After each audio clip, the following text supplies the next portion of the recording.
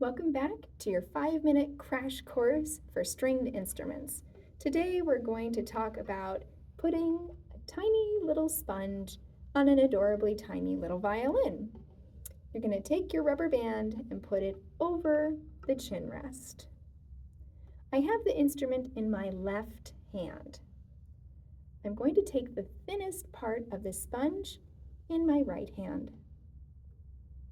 I'm going to set the thin part of the sponge on the instrument. I'm going to take the rubber band and I am going to stretch it back across the instrument and it'll go right over that little lip.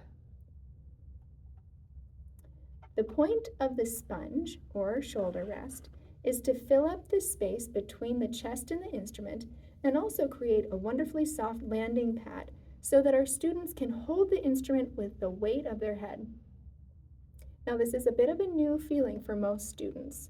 So you might notice they're going to say it's uncomfortable, it doesn't feel good. So we need to be aware of that. Please send me a message if they're saying it hurts. I usually have like a soft cloth that they can hold there, or we'll put some moleskin. So let's be in communication about that if your student is complaining of discomfort. Oftentimes, students really aren't used to anything touching their necks, so we do need to have them be aware that the instrument is going to touch our necks, and I'll have them feel this soft part. We'll feel our hard jawbone, and then we're going to feel this soft part, and then it goes down into our neck.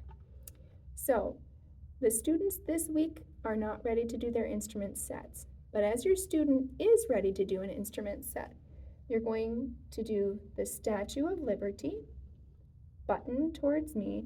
You're going to fly in and land on the seam of the shirt. So if you hear me say land on the seam, that's simply what I mean. The instrument is not going to be here in the front.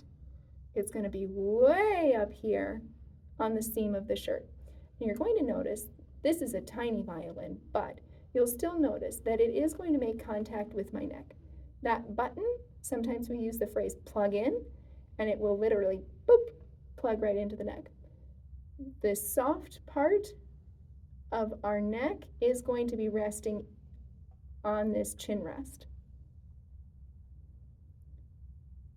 Obviously, this violin is teeny tiny for me, but your student should be able, now make sure you're watching and ready to catch the instrument, but they should be able to hold the instrument with their chin. So if you simply support the body a little bit, just make sure they don't drop it.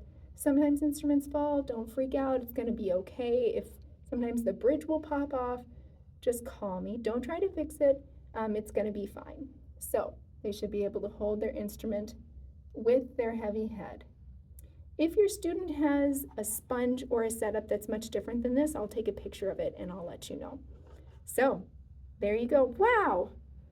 That was less than 4 minutes for your crash course.